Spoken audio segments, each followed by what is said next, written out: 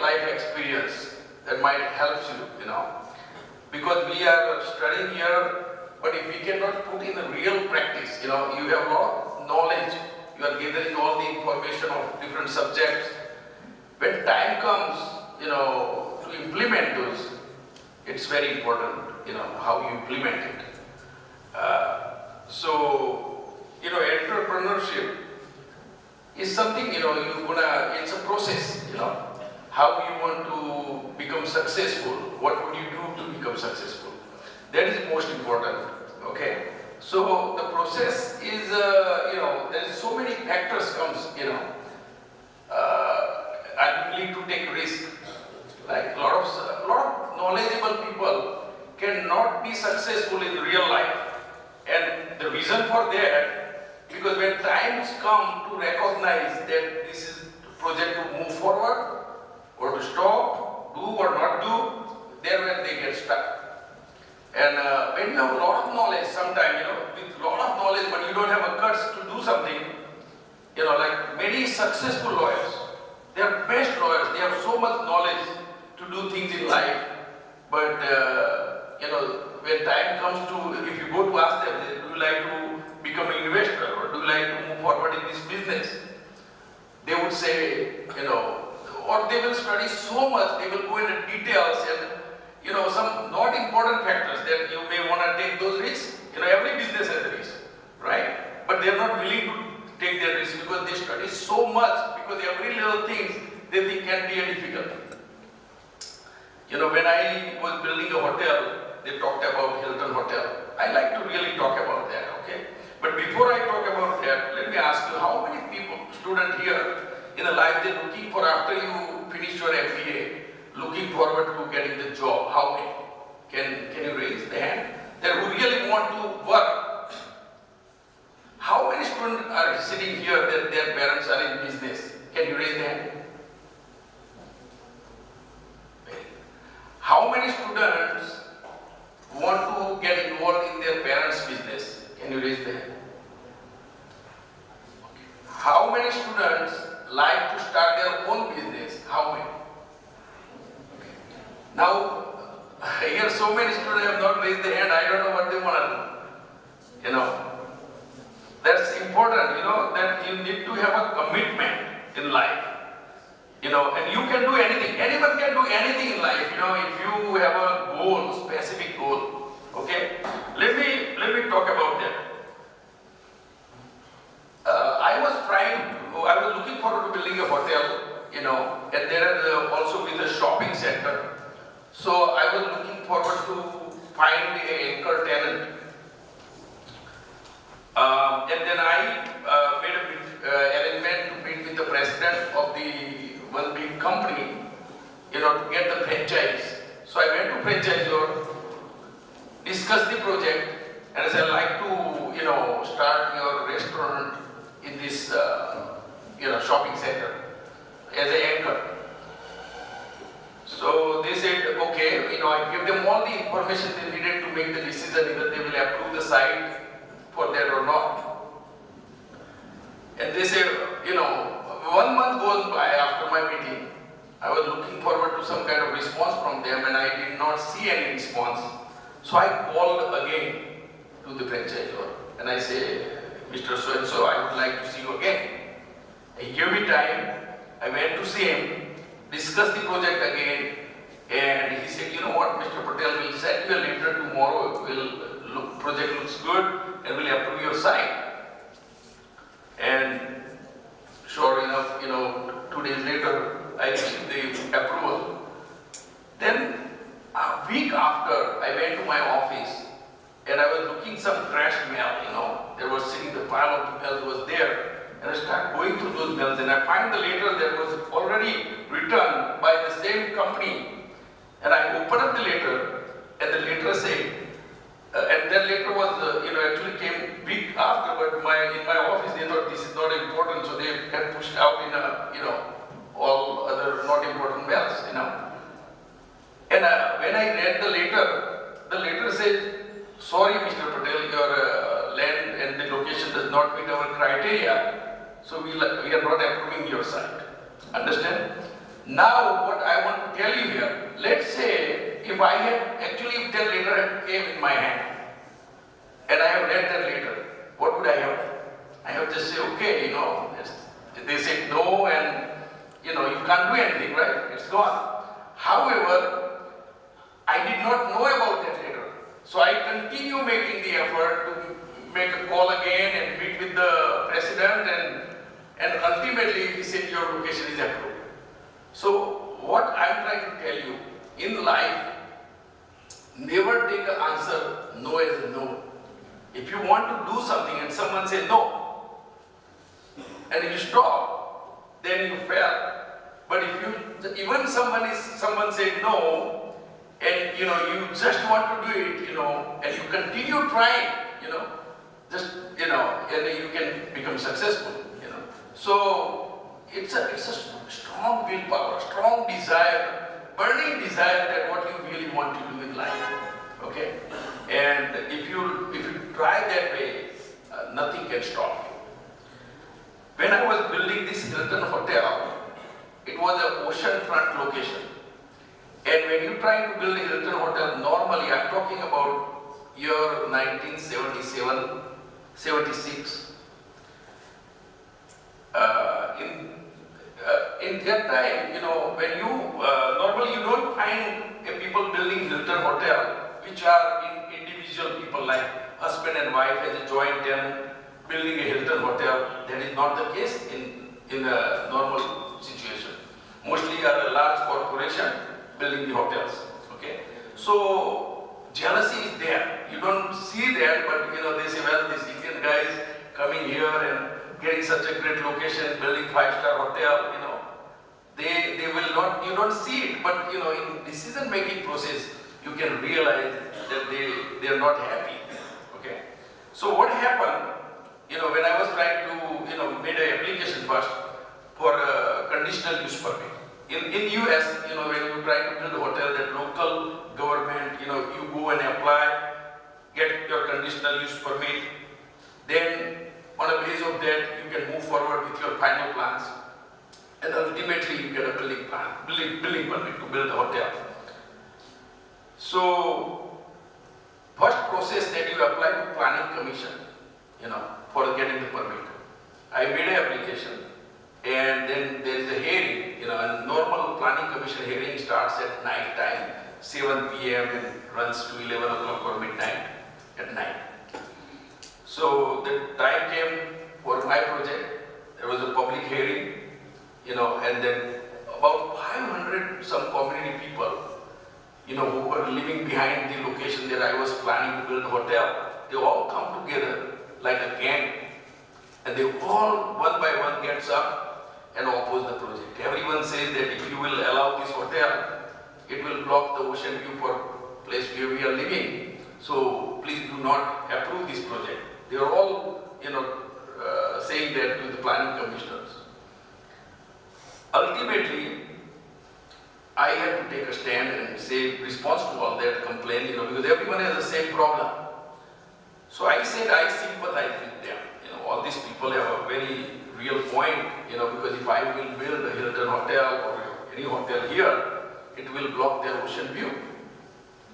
However, what can I supposed to do here? If the city is allowing the hotel here, the zoning is there, and I'm in full compliance with all the rules and regulations. I'm not asking for any variance. So, one side people have a problem, and the other side I'm an investor, I have invested money, and I want to do my hotel, and I want to do my business here. So, but still the planning commission, denied the project. Okay? They said, no, you can't build the hotel. So then the second stage comes that you appeal to a city council. Okay? And city council, then it's the same process starts again, same thing starts, and everybody says same thing. And I took a stand, I said same thing. But further I said that, if all these people opposing this project, then city should buy this land from me and put a park. So everybody is happy, no one has complained. But I knew the city did not have budget because I did my due diligence. City did not have a fund. They were trying to be incorporated as a city by itself. because they were part of the county. Okay, so they needed a revenue, to become city, the transient tax that the city collects. So that will add some more revenue to them, and they need to provide or prove that they can generate so much revenue to become an independent city. So I knew that they can't afford to let this hotel go, or nor they can able to go against or they could put out the investment to buy the land. So ultimately, same thing happened. The city council also denies the project. Before this hearing, also went to see the city mayor, and I told city mayor, said, we are in the full compliance, and you are rejecting this project. He told me that we have 500 people, Mr. complaining about your project, and what we supposed to do. I said, there are 500 people complaining, but your rules, I'm following your rules and regulations, so this is not right. And I told him, I said, look, you are not a god. If you will deny the project, I will see you in a court. And same thing happened. I filed the lawsuit against the city, saying that city is wrongfully denying my project because I am an investor and it is not my job to protect people's ocean view. Okay? Because I am in compliance of the height requirement, and we filed the lawsuit. Here you're going to learn very important things, that how the legal system works here in India versus in the United States. So some time gone by, and after maybe year and a half later, we were in the court. Judge was listening both sides. The lawyers were making their arguments, and after all the arguments are made, the judge said that I am taking this matter under submission. I'll get back to you guys within 30 days with the judgment. 30 days goes by, 35 days goes by. I call my attorney, say, where is the judgment? He said, just be patient, I said, what if this guy, judge continues taking another year and a half, or 6 months, or whatever, what if he don't write judgment? So he said, I asked him, I said, is there anything you can do about it? And he said, yes, but it's not a good thing. I said, what is it? So he said, you have to file a complaint against the judge, saying that judge has not, because when he said something, it's all recorded. Because he said that he is going to give you the judgment in 30 days. So when you file the complaint against the judge, it's all different rules on a different jurisdiction, so wherever you are. But in this particular jurisdiction, you file the complaint, the date your complaint gets logged in, from that date to the date judge makes his decision or send you something out, his salary goes in half. That's you can do. So my attorney said, this is what you can do. So I said, do it. He said, Mr. Patel, are you out of your mind? You really want to do this? I said, this whole matter is about principle. So why don't you not just go ahead and do something? Don't worry about it. We filed the complaint. The judge's salary goes in the half. And the same judge write the decision, I think in some of my biodata you will see it. It made a front page article of the Orange County newspaper. And what judge says in his judgment, he said, if I had to give my judgment the day I heard the both sides, I could have given the judgment in favor of Patel.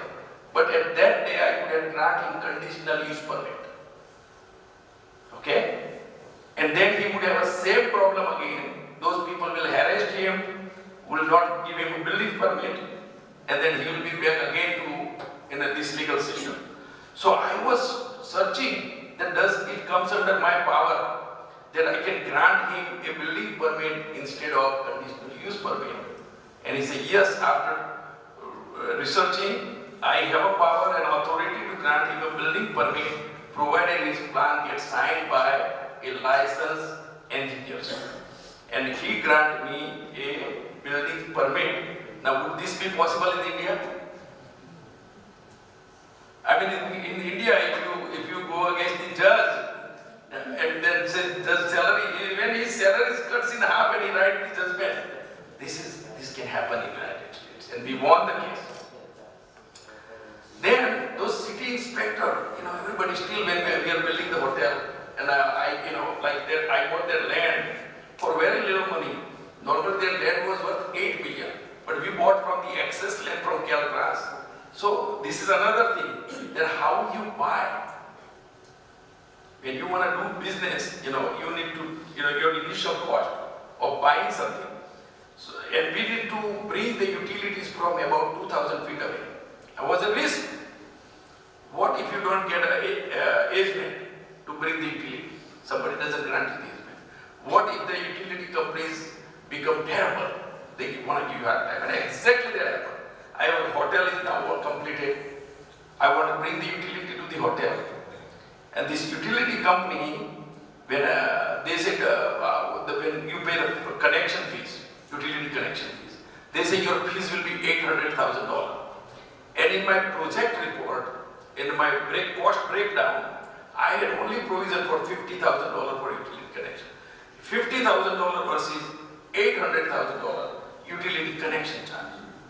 What that will do to my project? However, I had no choice. Because I can't just sit there with the empty building. So I was very upset, but I wrote a check for $800,000, and next day we filed the lawsuit against the utility company. I went to the lawyer, okay, in this particular, now here look at this, the lawyer says there is nothing you can do. The city can charge any connection fee. That is a separate utility company. It's not a city, but it's kind of a part with the city and part private type of venture. So, they said the utility connection company, they can charge any amount of the charge they want.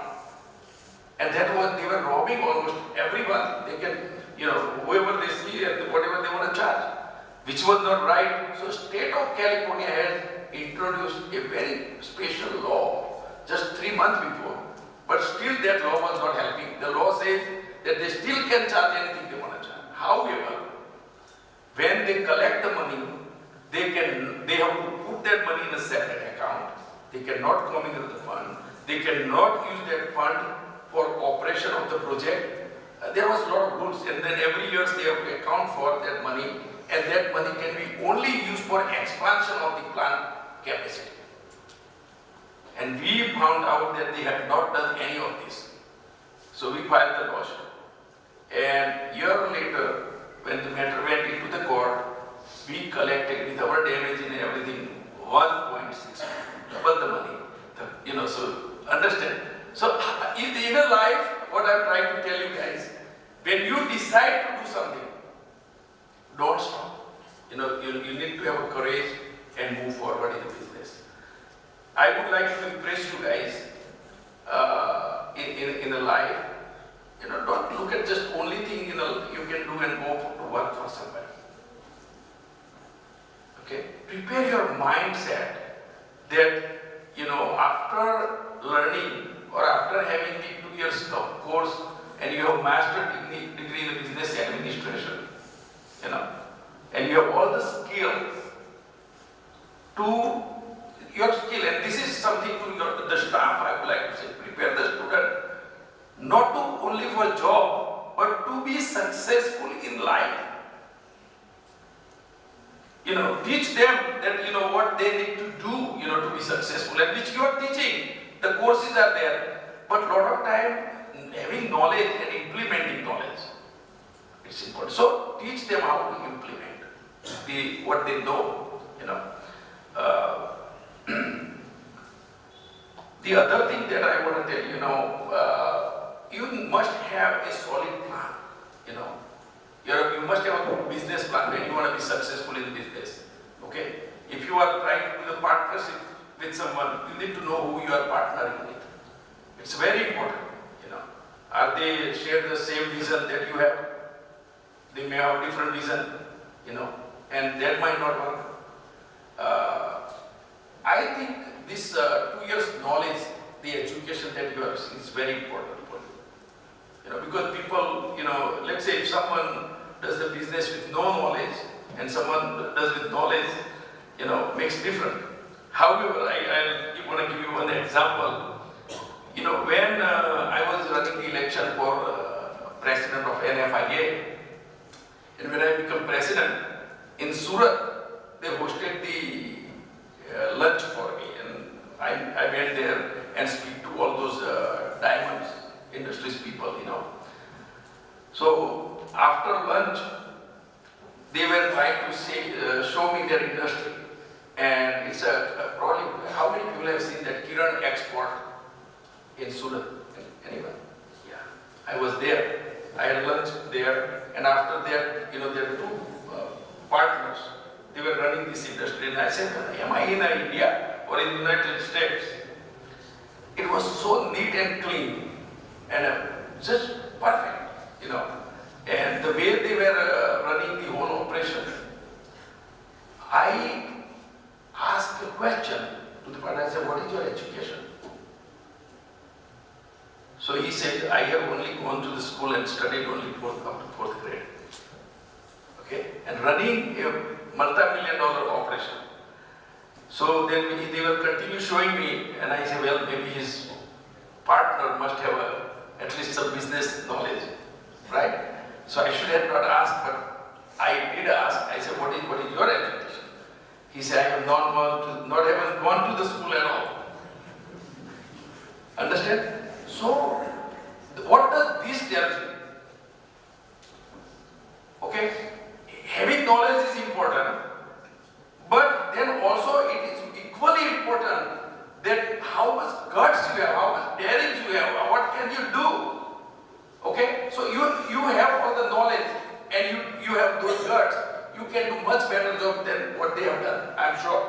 But if you have all the knowledge, but you don't have that guts, you don't have that risk, you don't want to take, you can't do nothing even though you have all the knowledge there. You know, it's worthless. So, basically in life, you know, like a skill is important. You know, in India, is 65% are now youth, you know, very young nation, you know. And if we don't channelize all this youth, what they can do in their life, you know, basically most of the parents want their kids to become graduate, and then once they graduate in any subject, looking for job, sometimes they don't find job, then they get disappointed, and then they go to a wrong things, because it's an energy. You know, if they don't find right thing, they will definitely do wrong thing in life. So the skill development, you know, is very important, because if you have skill development, and a skill development is such that other side is the requirement is there, then you can, you know, a job placement will become very easy. Okay? I tell you an example, like South Korea. If you go back to 50 years, South Korea was as poor as India. They created a special position 50 years back of a prime minister. And the prime minister has a special duty of human resources and creating skill development. Okay? So when the prime minister had a special task given, and did that, okay? And after 50 years, you know, I mean, today their per capita income, I think it's about $33,000 per capita, which is in India probably $1,700-1,800 per year, which you compare to United States is about $53,000 per year per capita. So, you know, you see why we need to be more focused towards skill, okay?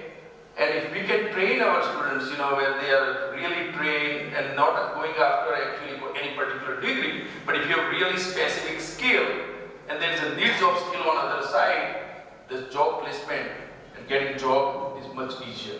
People who are looking for job, you know. So you learn a special training, you know, especially in a particular subject. You have a best training in that particular given subject, which you can be very useful to one other side, to any corporation, that they need that particular skill, then job placement becomes more easier. Okay. But a lot of time people, they get, they finish their education, looking for jobs, makes application here and there, don't get a job and become very disappointed. I don't think that is the time now. You have to be more aggressive. You don't give up at that time. Now is the test of what you have learned. In the initial stage when you making application was nothing. When you find the tough time in your life, when you see now no road you can find, and that's the time you don't give up. मैदान अपने लड़ाई में क्या हथियार छोड़ी देवा, right? तो શું થાય તમને કોઈ પાડી દે ને, એટલે લડાઈમાં આપણે ગયા છીએ એટલે હથિયાર કોઈ દિવસ નીચે મૂકી દેવાય નહીં. You should be prepared, always prepared, ready, and the training should be such that can help you in a rough and tough time, becomes your umbrella. And there also the staff and teachers should prepare the student when everything goes wrong, what they should be doing. Okay. Now, you guys can, maybe the better thing, they can have a question answer session. Maybe I can answer some of the question you have. Would you like that? I tell you, a lot of time, what is important in life. When you try to do the business, of course you want to do a business to make money, right? We all want to make money, okay? But how? Is money is your motive? Or doing good business is your motive? Or money should be a byproduct of your work? Or should that have an angle of a spirituality? If you want to do a business, in America, today I tell you the entire world is agreeing that spirituality is must. Because if a lot of times you can make money, but if you are not happy, why you want to make money? Okay, why anybody want to make money in life? Okay, the whole idea of making money to be happy, to become happy, right? And if you are not, after you have all the money that you want and you are not happy, then you have not achieved what you want. So what good it is? So, if you have a spirituality connected with your education, okay, you'll be more happy in life. Because at least you will know what to do with money. Okay? Why you want to make money? Do you want to make money by hurting somebody? You will not do that. So in education, the spirituality, it's very important. And not only India now, anywhere you go in the world now, they are pretty much now learning and agreeing to our concept.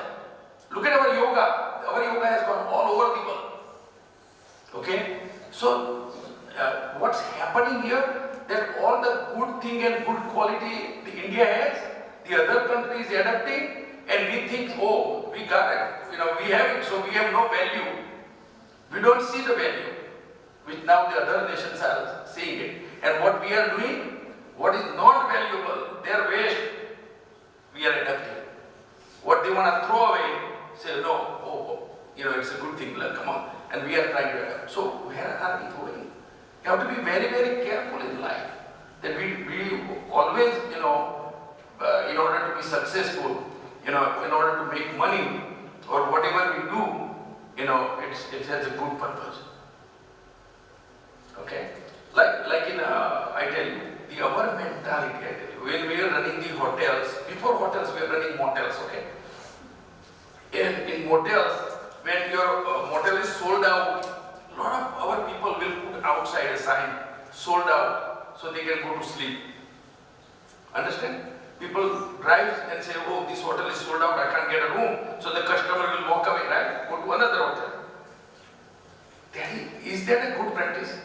I don't agree with that. Actually, you should not put a sold out sign there. Let the customer comes in your door. And then you tell that it's sold out, but you are looking for a hotel, how much budget you have, what you want to spend, how far you want to go. You make a booking for that guest to a other hotel. Give him a help, okay?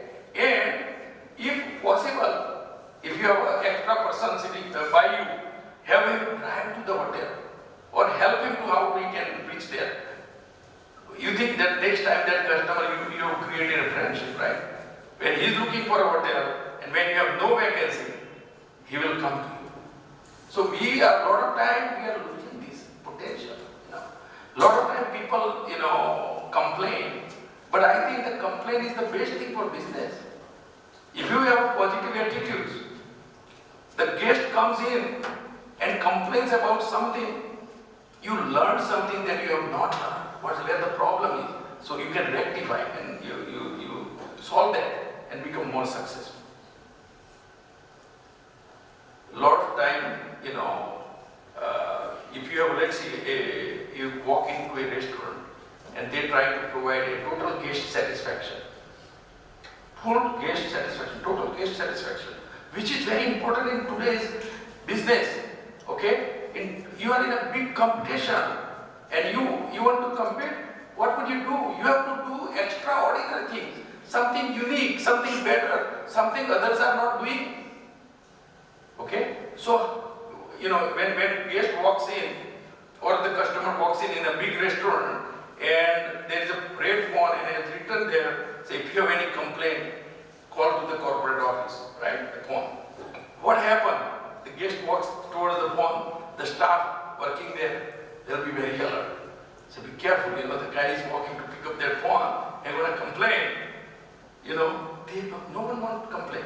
But so create that type of environment that your customer is most important. If you are in a business and you think your staff is more important to you, your general manager is important to you, or your marketing people is important to you. But if you have a zero business, what those people will do? How will they get paid? The customer is paying for you. So your customer, you working for customer. If any person finds the job in future, and you have an extraordinary skill, extraordinary communication skill, and you impress the boss, and let's say you can get the job. Now you are entered in the company. Okay? And now, if your work, you are always thinking that anything I do, I want to make sure that my boss is happy. You're in the wrong direction. Because ultimately, you will lose it. Because your boss is realized that this guy is worthless. Which your focus should be to make customer happy. He will quickly realize that no, he's on the right track. I don't have a customer complaint. He's making customer happy. He will appreciate more. So, in business, in life, wherever you go, you impress the people who are paying for it, who are making the business to go. That's more important in life. Okay. A lot of time, in the early stage, let's say some people, kids here want to do a business after, finish your school, have no money. And I want to tell you something, when I got my first small motel, this is an extraordinary example. I think you all want to know this. I'm a new person there, have very little money, and maybe very little money of mine in some borrowed fund, okay? And I'm out there to buy a motel. I'm reading paper, newspaper. At that time, we didn't have all this stuff that we have now electronically. Where you read a newspaper and find that what's in the market. So I come across a small hotel was for sale. Okay, and this hotel, at that time, I remember correctly. I'm going to have to play with the numbers to remember a little bit. Okay, I think if they were wanted $200,000 to sell the hotel. This is, I'm talking about 1976. That 200,000 now becomes maybe what? Maybe 4, 5 million, 6 million. So I made an appointment. You call the seller, and this is another thing for you, lesson to learn here. Anytime you go anywhere to buy or sell, understand the needs of buyer or seller. Make sure if you want to buy something, you make sure that you understand very well what seller wants, what his specific needs. Does he need money? Does he want to get out? What does he want? If you know that, what seller wants, or if you are a buyer, I mean, when you are a buyer, you want to make sure what seller wants, and when you are a seller, you always want to make sure what buyer's needs are. Okay? And once you learn, then you have got something in your hand that you can use to negotiate your deal better. Here, I met with the seller and I talked to him a little bit. I realized that he was buying another hotel. He had made a deal. He had put non-refundable deposit, so if he does not close his other deal, he loses money that he has deposited to purchase other property. So when you go, you kind of investigate quickly that what situation the seller is in, so how better you can negotiate. Okay. So this particular property had a $120,000 first mortgage on the hotel, which loan was not estimable. You write numbers a little bit so you understand the picture better. That means if anybody wanted to buy this hotel, the $120,000 first mortgage was not estimable. That means someone who wants to buy this hotel, he must have $200,000 in his pocket. Those only people can buy this hotel, right? So many people looking these scenarios, they walk away. Say, okay, 200,000, we don't have it, so forget it. I didn't have no money, I'm telling you. And I wanted to buy this hotel. And he told me that it's a $200,000 all cash if you want to buy, because I have $120,000 loan that need to be paid off upon sale. So $200,000 cash. I'm telling you, my friend, many doctors, Indian doctors, many engineers, Indian engineers, many other people was in competition to buy this property. And here is a new guy has no money and also wanting to buy this property. Okay. So, as I told you, that never take answer no as no in life. I say, is this bank has made the loan to this guy for $120,000? They are earning the interest. Why this loan cannot be non-estimable? And even if it is not non-estimable, can I negotiate with the bank? Right? So, first of all, I pick up also same newspaper and I try to find who are the people out in market make second mortgage behind the first mortgage. Okay? So I talk to several people and I say this is $200,000 purchase price. Okay? If you gonna lend 80% and with 20% cash credit, we need $40,000 cash and you can borrow $160,000, right? So we had $120,000 first mortgage. Someone agreed to lend me $40,000 on top of that. So if I have $120,000 first mortgage secured, suppose, and get a $40,000 second mortgage, I got $160,000. What I need $40,000 now to make the deal, provided I convince the bank, first mortgage, to carry the same amount, right? Okay. I made an appointment. I went to talk to the bank president and say, okay, if you have $120,000 loan, you are earning 6% interest on this, and you are in the business to loan money, you want to get paid off here. You don't want to loan this money? Say, of course you want to loan money, but you want to exactly what you came here, so let's talk. I say, I will pay you 7% interest instead of 6%. Okay? And just within 2 days, the bank got back to me, said, Mr. Patel, we want $10,000 paid down. So instead of $120,000, we will carry $110,000. Instead of 7% you offer, you want to earn 7.5%. Okay? The market rate at that time was 9%. Okay? Get borrowing money. But they were stuck with this loan at 6%. So they compromised between 6 to 9, 7.5%, and I'm still benefiting 1.5%. And so I say, yeah, but now I need $50,000 cash. which I didn't have. I had only $20,000, okay? That not even, I had maybe 5 grand and borrowed money from here and there, then that's how I had a 20 grand. I didn't have a $21,000, I'm telling you. And here I'm trying to put this puzzle together, right? So I called that second mortgage guy. I say, look, first mortgage was 120 grand. You agreed to give me 40 grand. Now they want $10,000 paid down. They will work with me. That loan become estimable. Would you loan me 50 grand? I said, no problem. So now I got the 50,000 here, 110 here, I got 160,000, right? Now I need 40,000, huh? And I had only 20,000. I knew the seller, because he was trying with different buyers, nothing was happening. And I know what he was in a crunch, he had a non-refundable deposit, all that. So I asked him, I say, is this $120,000 you asking, can we negotiate a bit? What do you want? I said, about $180,000 price instead of 200. He said, no, it's a little difficult.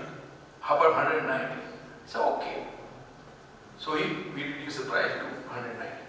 Now I'm short 30 grand, right? So I say, okay, I still $10,000 short.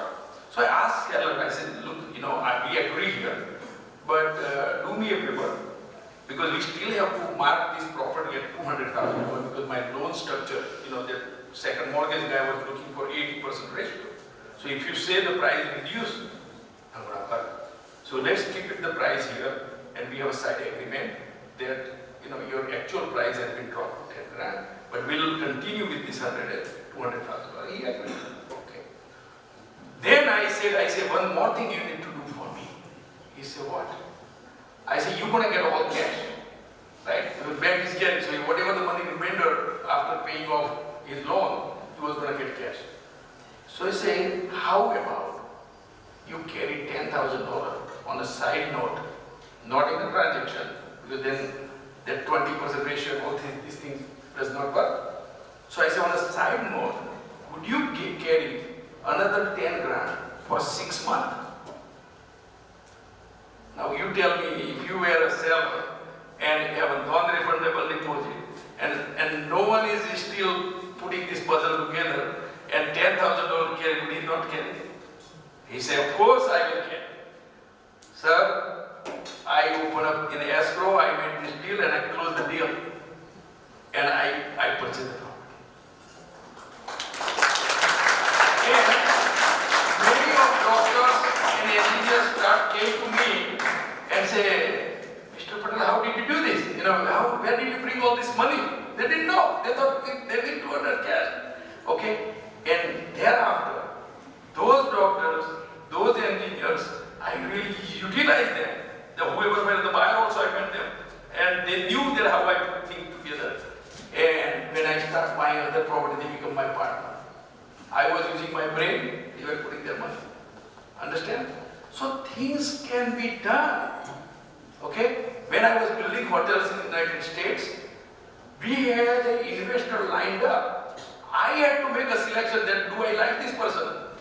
Do I want to use his money? Do I want to make him partner? That I was the one who was deciding factors. Understand? So you understand your own capacity. You understand your own power. Okay? And I tell you, everyone have a lot of power given inside that you are not using. We are not using the capacity that God has given to us. That is the only problem, that people are not being successful. Really. Okay? You decide that you want to do something, then you find the way that how you can go about it. List your problems, that in order to do this, these are my problems. And then, don't think that those are not solvable. Every problem is solvable if you put your mind and energy behind it. You can solve anything. Okay? So, today, I want my lessons to you guys. I see you guys, and I think you all are brilliant. What is the definition of being brilliant? Who is brilliant? The